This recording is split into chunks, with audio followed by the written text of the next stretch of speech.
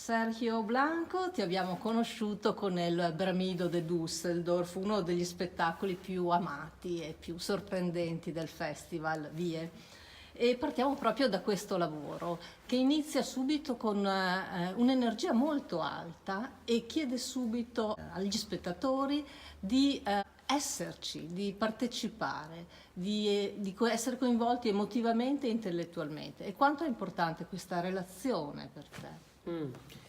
Sí, para mí el vínculo entre la escena y la sala es esencial.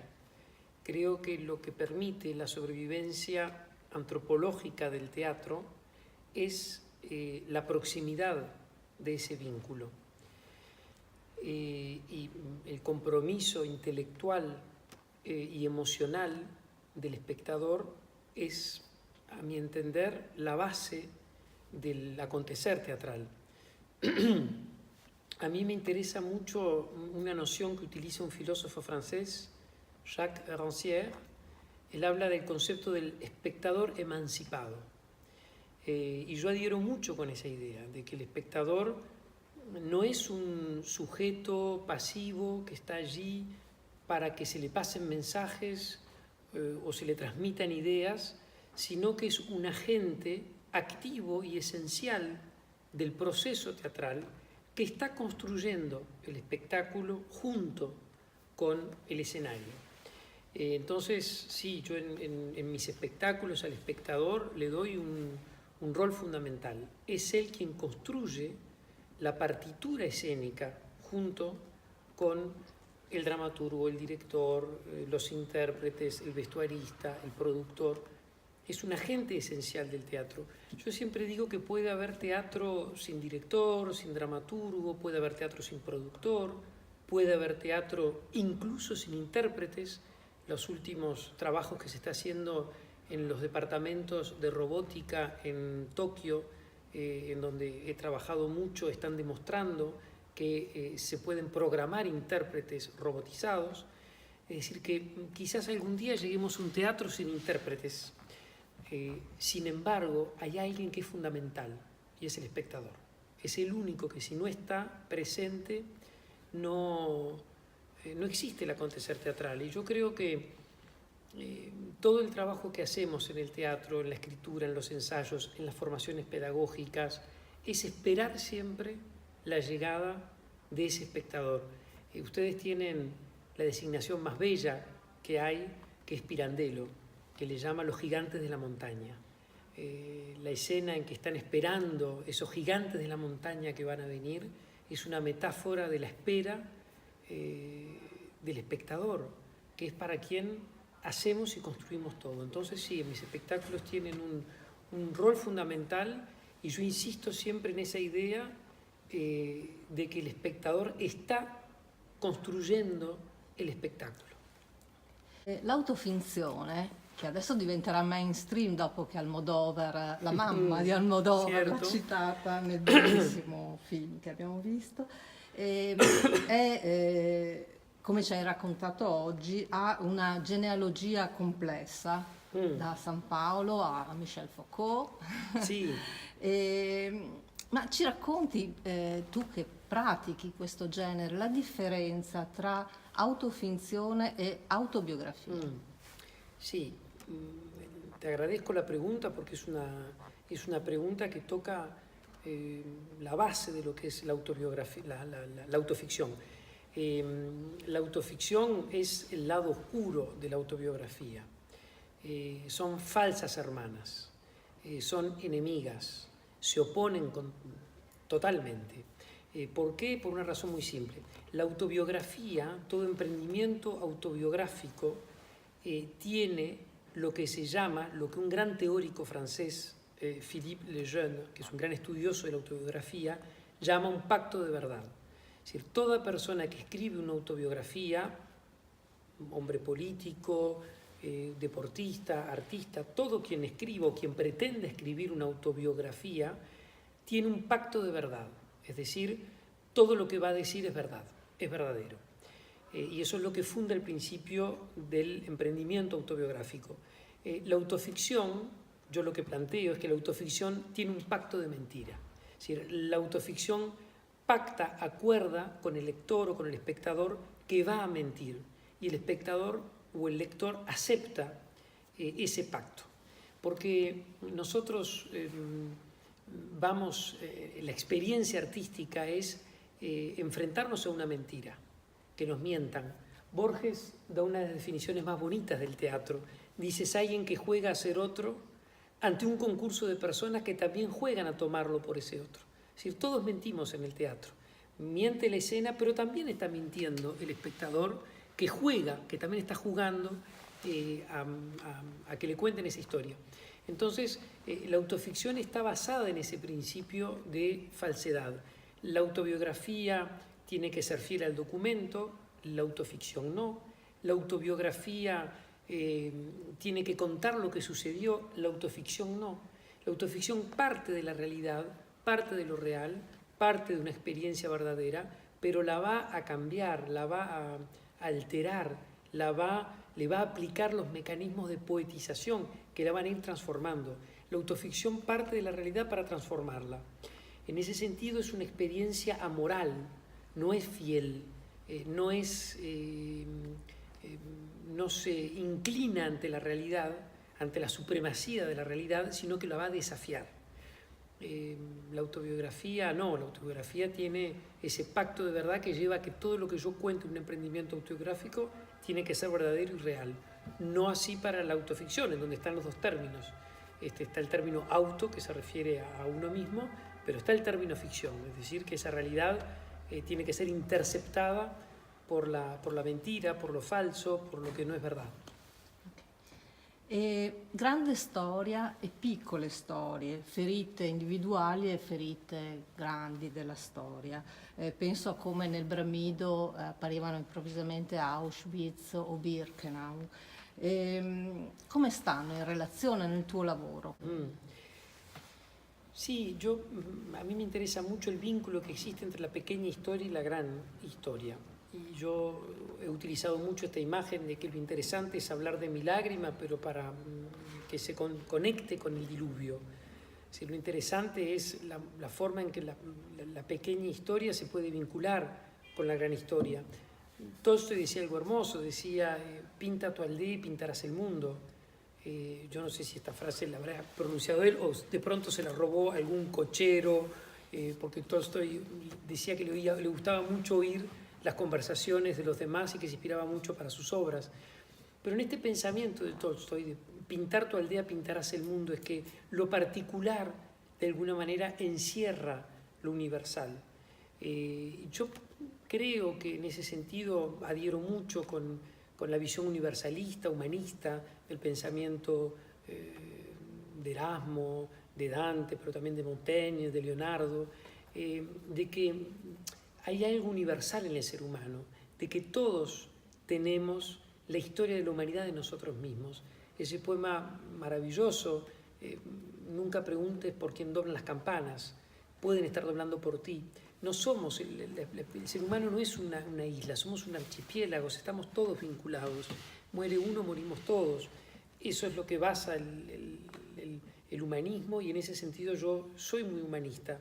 Pienso que nuestras historias individuales están vinculadas a la historia universal y que eso es lo que lleva a que podemos intervenir en la historia también. Yo en muchos aspectos puedo discrepar con el marxismo, pero en una visión filosófica del marxismo sí coincido, y es en que los seres humanos podemos intervenir en la historia.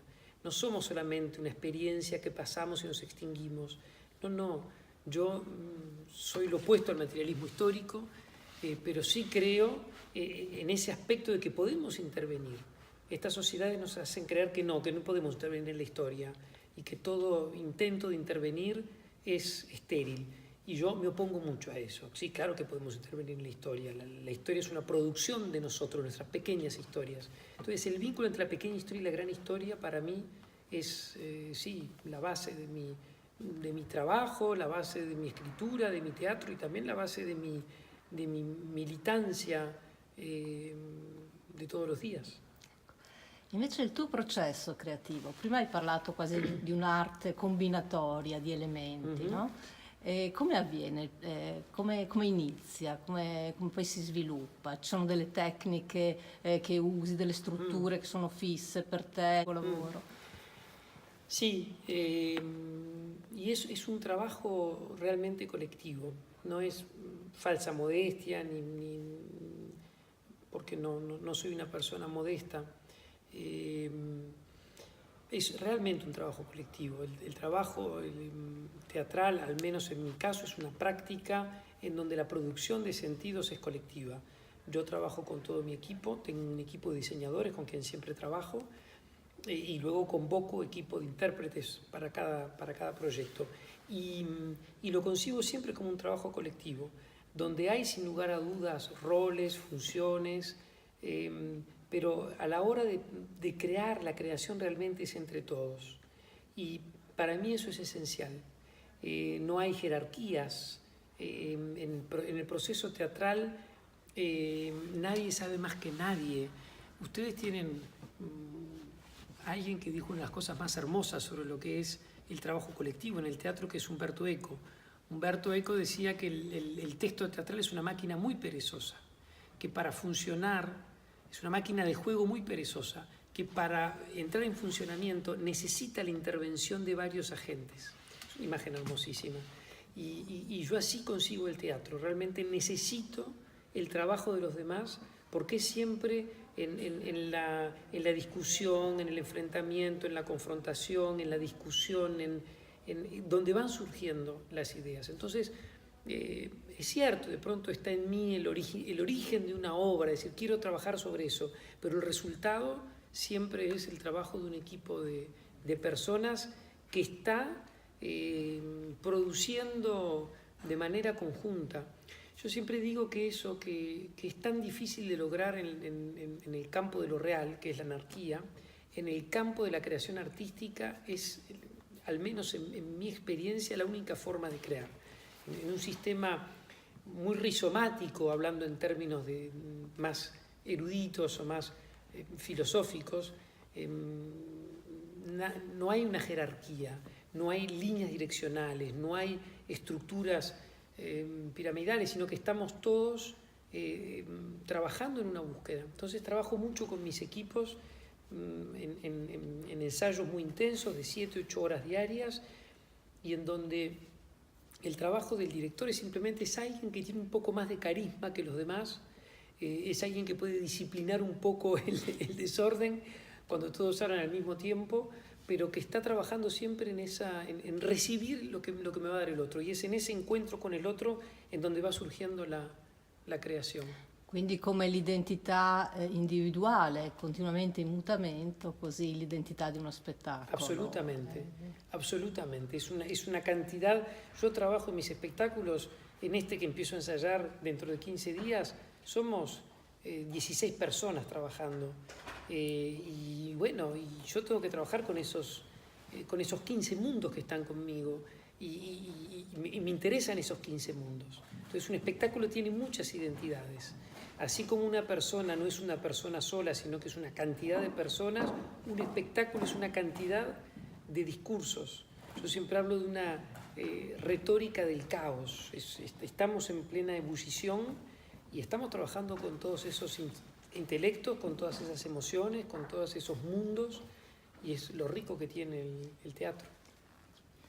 L'altro sei tu sei l'altro. Perché è diventato così difficile pensarsi parte di un tutto? Yo creo que no siempre ha pasado en la historia de la humanidad. Yo pienso que lamentablemente en el siglo XX triunfó un totalitarismo.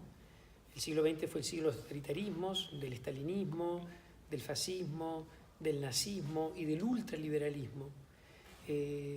Por suerte hubo 3 que fracasaron y que los pudimos combatir, que fueron el nazismo, el fascismo y el estalinismo.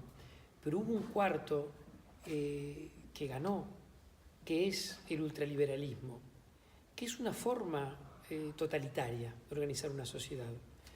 Citando otro pensador italiano, ya que estamos en tierras italianas, Pasolini decía algo hermoso, decía: entre exterminar a la gente o volverla idiota, no hay mucha diferencia. Entonces, lamentablemente, vivimos en un mundo donde triunfó un totalitarismo que es concebir al ser humano como una máquina de consumo, organizar la sociedad solo en base a lo que puede producir una sociedad, medir el estado de bonanza de una sociedad por medio de las bolsas de valores. Entonces, todo ese mundo ha llevado a aumentar el individualismo en las personas, a separarnos, a desconocernos, a aislarnos unos con respecto a los otros, porque para ese sistema es necesario que el individuo esté aislado, no se conozca a sí mismo, esté lo más deprimido posible para que pueda consumir. Una persona que no está en estado de depresión no consume. Se han hecho estudios que son terribles en el primer mundo, que las personas que más consumen son las personas que están en fases de depresión nerviosa. Es decir, que la persona que está en un estado de felicidad no necesita consumir. Entonces, ese estado totalitario basado en el consumo, en la explotación de las personas, en la humillación de las personas, necesita aislar, fragmentar las sociedades, separarlas, deprimir a las personas, asustarlas. Quédate en tu casa, mira tele, no salgas, solamente sal en un 4x4, un gran centro comercial, a comer comida chatarra y a ver malas películas en el cine y a comprarte ropa y a pensar que la felicidad está ahí, porque ese totalitarismo lo necesita. Todos los sistemas totalitarios aniquilan al sujeto como tal.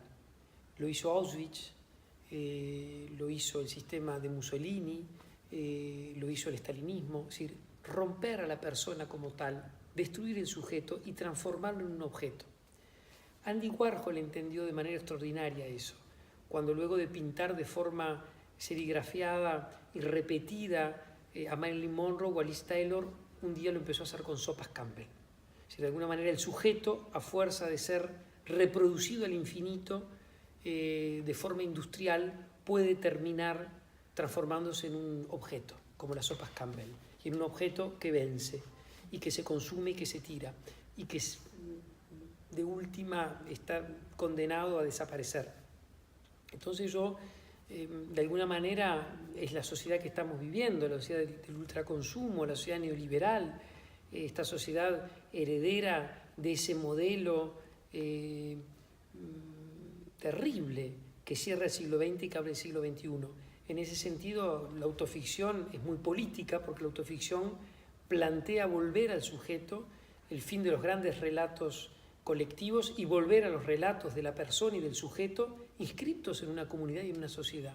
Es decir, volver a devolverle a la persona su identidad como ser, como sujeto, y no más como un objeto en manos de la sociedad de consumo, de la sociedad del espectáculo, de las economías de mercado, que son todos sistemas aberrantes y que, a mi entender, llevan a la destrucción del ser umano y del planeta.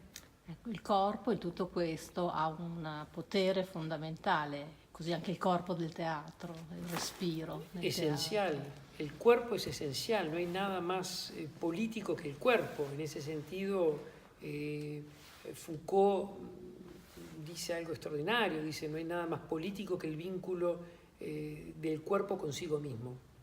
El cuerpo es muy político y por eso el teatro es una de las artes más políticas que hay, porque de todas las manifestaciones artísticas es una manifestación que trabaja con el cuerpo in situ, con el cuerpo convivial, con el cuerpo presente.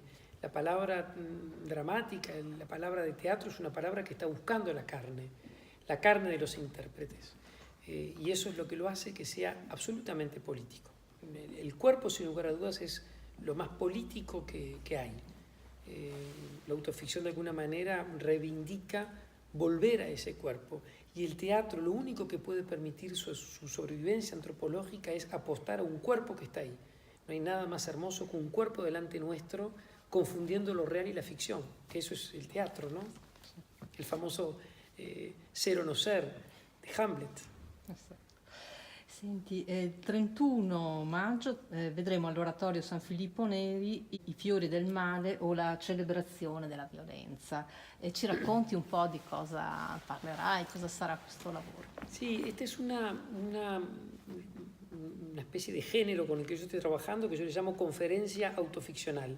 Es decir, es una conferencia en donde yo desarrollo determinadas ideas sobre un tema, siguiendo los preceptos de una conferencia, máximas de claridad y de precisión, un conocimiento que tiene que tratar de ser lo más exhaustivo posible en el sector sobre el cual está reflexionando, orden, equilibrio, mesura, es decir, todo lo que es imprescindible para que triunfe una conferencia, pero a eso yo le agrego datos de mi vida personal, cómo me enfrento yo a ese tema que estoy desarrollando. Entonces yo a eso le llamo conferencias autoficcionales, porque al lado de ese pensamiento ordenado, claro, riguroso, aparece de pronto la experiencia más personal, que es más desordenada, que es más caótica, que ya no sigue máximas de claridad o de precisión, y eso produce una conferencia de 1 hora en donde se va disertando sobre un tema, pero de donde también van apareciendo las experiencias que tiene ese yo con ese tema. En este caso es una conferencia que habla sobre la violencia, y en particular sobre la violencia en el arte y en la literatura, y al mismo tiempo que va contando la historia de esta violencia y que va reflexionando sobre la violencia, mi cuerpo va hablando de mi propio vínculo con la violencia. Entonces, se escribe en ese ciclo, yo tengo 3, una sobre la violencia, otra sobre el amor y otra sobre la muerte, y en cada una de ellas voy haciendo que mi yo y mi experiencia vaya mezclándose a ese tema que estoy desarrollando. En este caso es la celebración de la violencia, celebración no en el sentido de festejar la violencia, sino de evocar la violencia. La palabra, el celebrar es evocar algo, es en el sentido más noble del término. Y este título, Las flores del mal, porque es lo que plantea es cómo la literatura y el arte de alguna manera siempre han trabajado con la violencia como una forma de subliminarla, de poder ir más allá, de no necesariamente denunciarla, sino poder encontrar la belleza que hay en ese horror. El arte tiene ese deber moral de alguna manera, en el horror que hay, tratar de encontrar la belleza que puede haber. Recién hablábamos de Pasolini, y creo que Pasolini es uno de los exponentes más claros de cómo logró en el horror, en el infierno, en la desesperación, encontrar algo que nos permita sobrevivir como especie humana. Grazie Sergio, No. grazie tante. Gracias a ti, gracias.